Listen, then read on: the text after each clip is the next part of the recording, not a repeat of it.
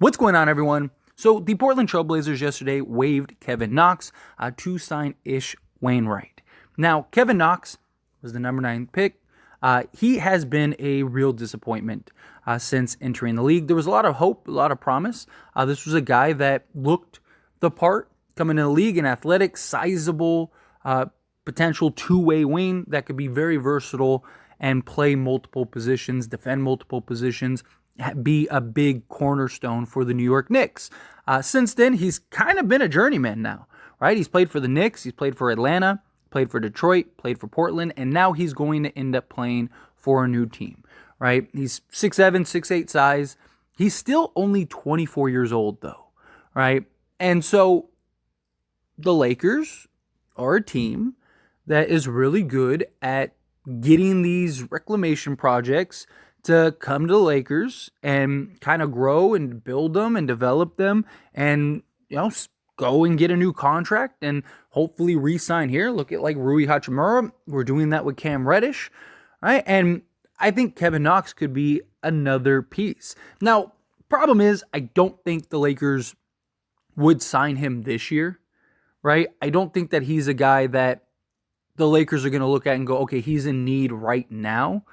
Because the Lakers are basically stocked with sizable forwards that have basically do everything as better than what Kevin Knox has been able to do thus far in the league. But he still is, guys, again, 6'7", 6'8", 6'11" wingspan, 24 years old. So he still has a lot of room to grow and develop. It's just his lack of consistency. Him coming into the league, his first year, he was actually very solid. He played 75 games total. He started in 57 of those games, played just under 28 minutes.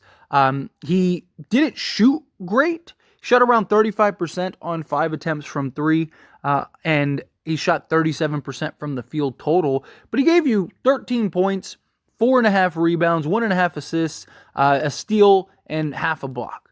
Right? Again, his rookie year. Since then, it's just basically been a dumpster fire. He followed that year up with the next year averaging 18 minutes per game and 65 games played, gave you 6 points, and he just hasn't been able to be an efficient scorer, right? I mean, for his career, he's 42% from 2-point range, which isn't great. He's 34% from 3-point range, which, again, isn't great. And he's total from the field, again, for his career, 38.5%. That's rough. Now, he did have a pretty decent stint with the Portland Trailblazers last year, although it was only a 21-game sample size. But in that time, he played 17 minutes. He shot 44.5% from the field, which is, again, better than his average. And then even with Detroit, he shot 47%. But then 3-point range, he still struggled. Now, with Detroit was probably his most efficient time, although he only averaged 6 points, 3 rebounds, but he only played 14 minutes for them, and he only took 4 attempts per game. But he shot almost 37% from 3, 37.1 to be exact, right? So he's not a guy that you're going to be looking at to come in and be a huge piece, but he is a guy that I do think is worth kind of sticking on the Lakers' radar. Now, obviously, we'll see, because I do think a team will take a flyer on him. I do think a team will sign him, but if he doesn't, then I think he's a guy to kind of keep on the Lakers' radar, because if you sign him, you're signing him to a vet minimum, non-guaranteed deal. If he's still a free agent, then the reason I want to kind of keep him on the Lakers' radar is because what if the Lakers do end up doing a trade or something, and they do end up having to give up, say, like a Rui Hachimura and a, D'Angelo Russell or something like that for whomever, right? We'll just use Kyrie. Just as an example, don't freak out. Just using Kyrie as an example. Let's say Dallas implodes, Kyrie becomes available, and it takes D'Lo, Rui, and a first to go get Kyrie, right? Well, then at that point, it's like, okay, well, maybe you could probably use Kevin Knox, right? He's a guy that, again, he's not going to replace Rui Hachimura, but then it's kind of like the next man up, right? You just are kind of bringing him on as that extra body to fill out that roster spot.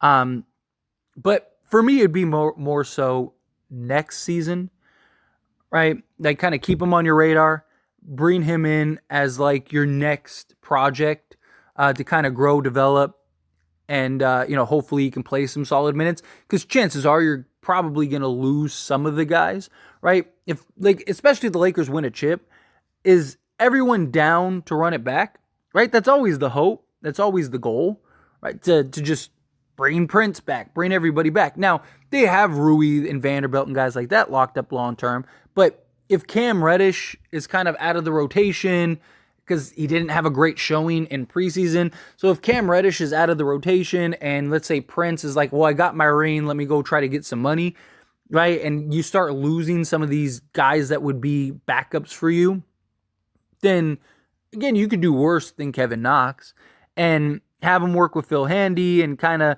see if you can get something out of him. Not just that, but I mean, if any team was going to be a team that could help Kevin Knox kind of right the ship and turn it around, it's probably the Lakers, because he'd be playing alongside guys like Jared Vanderbilt on the defensive side, Rui Hachimura on the offensive side. You got LeBron James to learn from.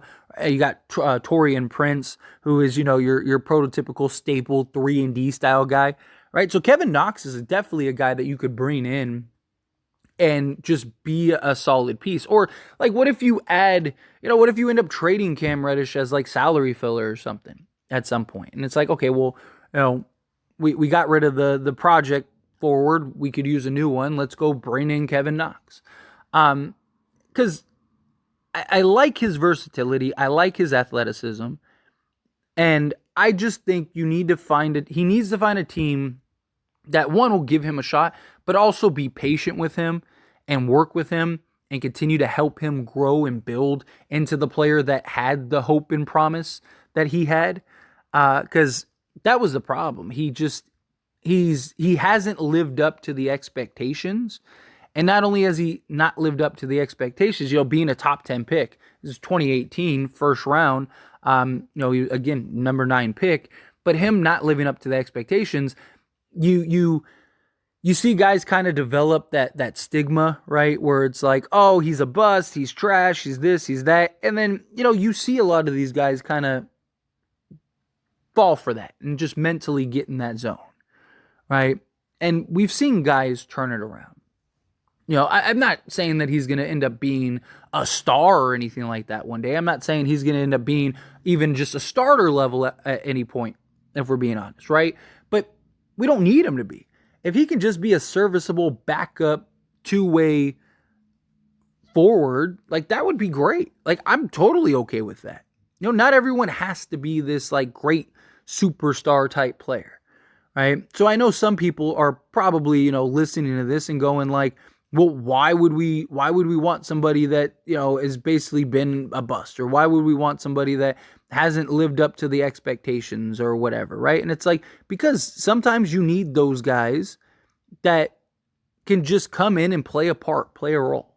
Sometimes you just need bodies, right? Like defensively, he's not like this huge super standout. Last year, he was actually pretty rough defensively. But the previous year, he was a one rounded up to 115 because it was a 114.9. That's around league average. League average is around 115 defensive rating, right? But you look at his time with the Knicks, and he had a great defensive year in the 2020-2021 season at 110.5. Like if he could get back to that, now the Lakers are talking. Because now you have an active defensive guy that, again, has good size, good length, good athleticism, good versatility. He has all the tools. He's got the wingspan. He's got the athleticism. He's got the foot speed. He just needs to focus and lock in. And again, this year, to me, it doesn't really make a lot of sense. Right? Like if this was the off season and, well, I mean, technically it is, but you know what I mean? Like if this was like free agency time and we just needed a big body just to go get a big body, then yeah, I would say bring in Kevin Knox now. But we're not in that position right now. Like, we're good. We have more than enough depth at that position. But like I said, you keep him on your radar, right? You kind of keep your fillers out, see what develops. If he goes and he signs with somebody, then he goes and signs with somebody. But again, come the trade deadline, if the Lakers end up making a move and now they need to kind of fill a roster spot or something, I think why not? Why not look at like a Kevin Porter, or sorry, a Kevin Knox, right? Why not look at somebody like that can come in and just be some stability at that position that can fill a role, fill a need, right? You're not going to be asking them to do too much. You're just going to be asking them to come in and just be high energy, sacrifice your body, do the dirty work, do the hustle plays, and maybe he could find that role. I mean, look at guys like Stanley Johnson, right? Again, it was a smaller sample size, but he was great for us. Like, so much so, like, the Lakers should have probably brought him back last year at some point. Or, should have, I mean, he was even in consideration this offseason, right? And he was a guy that was a big bust and disappointment and whatnot. And it's like, he was a real bright spot in a very abysmal year previously, right? So, I mean, again, we've seen guys kind of turn it around a bit. So maybe Kevin Knox can do that. But anyway, as always, this is a discussion, so I pass the question on to you. Let me know your thoughts and opinions down in the comments below. What do you think? Do you think, yeah, why not? Like, keep him on your radar. Do you think that they should sign him this year? Do you think, no, like, keep an eye on him for next year, especially if you lose a win or two? However you feel, whatever your thoughts are, I'd love to hear it. So let me know down in the comments below. Don't forget to like the video, subscribe to the channel, and I'll see you all in the next one. Thanks.